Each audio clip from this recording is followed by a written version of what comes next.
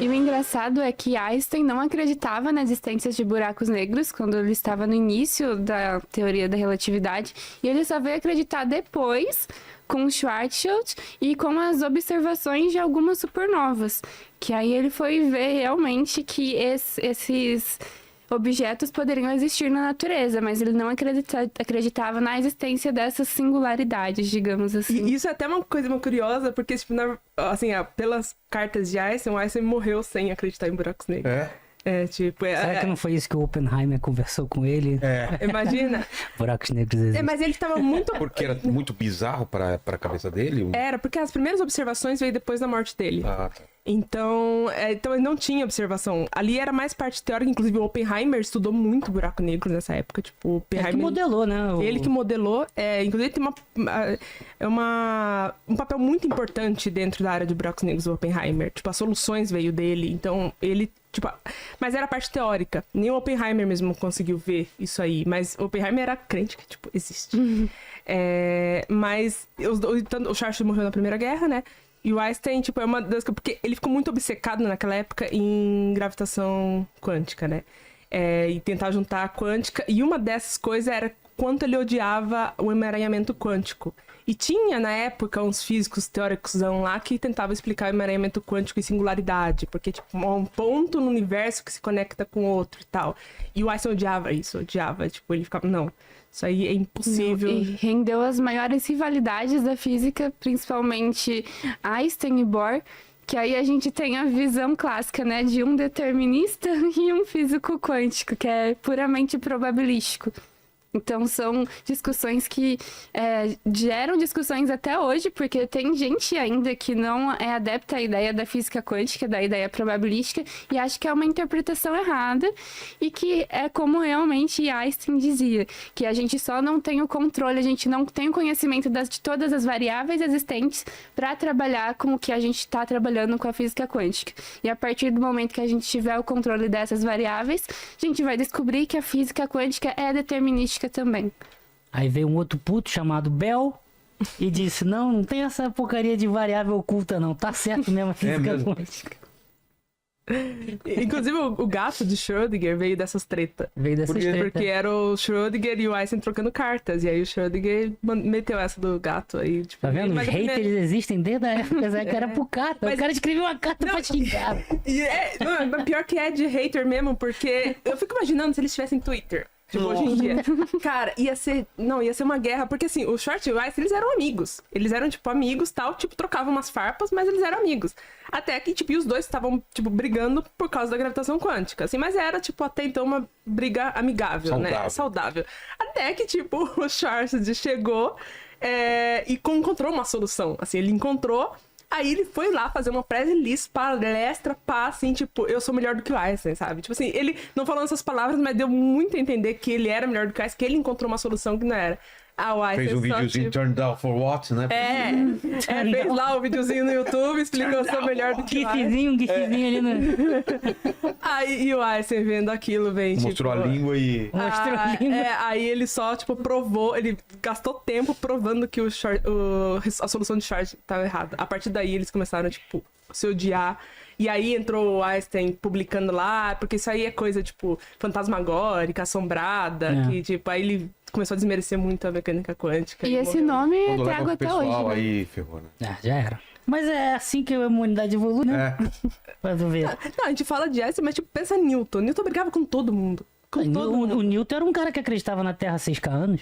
É mesmo? O Newton acreditava que a Terra tinha 6.000 anos. Ele fez cálculo lá da Bíblia, não sei o que, o caramba. O Isaac Newton era believer. Que doideira. Ele acreditava na Terra há 6 anos. É isso que às vezes buga a minha cabeça, que os caras não gostam, os caras, né? Os seus amigos. Meus amigos. Eles não gostam do Isaac Newton. Eu fico, mano, como assim, velho? Mas é até engraçado que, tipo, isso que você falou a humanidade não avança, né, sem briga. Tipo, um exemplo é a teoria da gravidade de Newton. Porque ele... É curiosa essa história.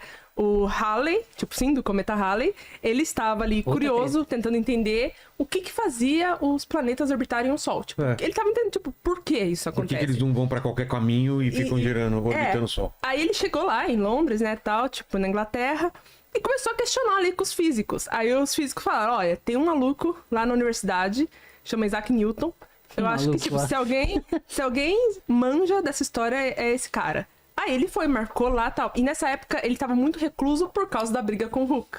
Porque o Hooke já tinha, tipo, metido pau no Newton. Ele brigava com todo mundo. Aí ele chegou lá, teve a reunião com o Newton. E o Newton, ele falou, não, eu já resolvi isso aí há 2 anos atrás. Tipo, tá aqui, ó. Tipo, tá aqui. Pá. E jogou o papel pro Halley. E o Halley, tipo, mas isso aqui precisa ser publicado pra ontem, sabe? Tipo, precisa ser publicado. E por que não tinha publicado? Porque o Newton tava, tipo... Ele era alquimista. As preocupações deles eram outras. Mas ele tinha brigado com o Hooke. E é uma época que a galera tava desmerecendo o Newton. Então ele se isolou muito nessa época. Ele rejeitou até uma cadeira que ele conseguiu por conta disso. É mesmo? Então ele se isolou muito por causa disso. Então ele não queria mais publicar nada. Porque ele estava, tipo...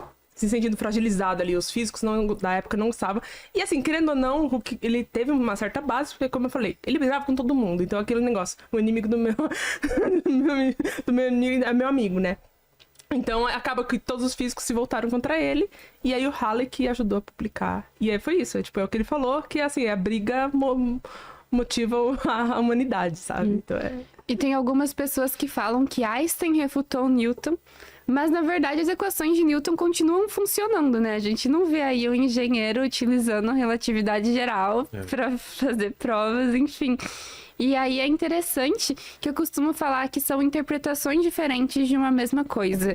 É que Einstein só aprofundou a explicação que a gente tem sobre algo. Então, por exemplo, é como se a gente estivesse num circo e a gente estivesse vendo um palhaço. Newton descreveu o palhaço, tipo, as brincadeiras, a roupa que ele se vestia, e aí Einstein conseguiu descrever como a pessoa fazia esse personagem que é um palhaço. Então a gente não deixa de perceber a gravidade como uma força, por mais que hoje, segundo Einstein, ela não seja uma força, e sim a curvatura do espaço-tempo. Então, por isso que às vezes parece conflitante, mas na verdade a gente experiencia sim gravidade como uma força, mas a descrição dela não é uma força. E aí nós entramos novamente no problema da unificação das forças da natureza. Entendi. Às vezes eu fico calado, quer dizer que eu fico pensando, porque tipo, caraca, é muito louco ficar pensando. Às vezes dá uns bugs você ficar pensando nisso. Pô, se dá. Tu volta... tu volta... Mas pensar você viver naquele tempo, né? Os caras tão... Porra, pensa no Schwarzenegger. Ou no próprio Oppenheimer. Ah. Não, mano, o cara tava ali fazendo cálculo de balística. pra bomba, essas coisas todas na Primeira Guerra. Daí do nada, não, deixa eu ver aqui os bagulhos de buraco negro aqui no universo.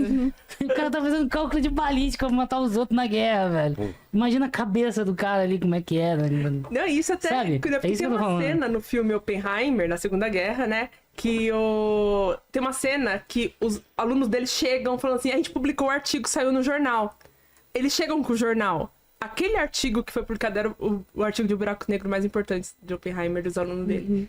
Tem no filme essa cena. Então é exatamente isso. Tipo, os caras estão falando de coisa de bomba, do nada, tipo... buraco É muito negro. louco isso, cara.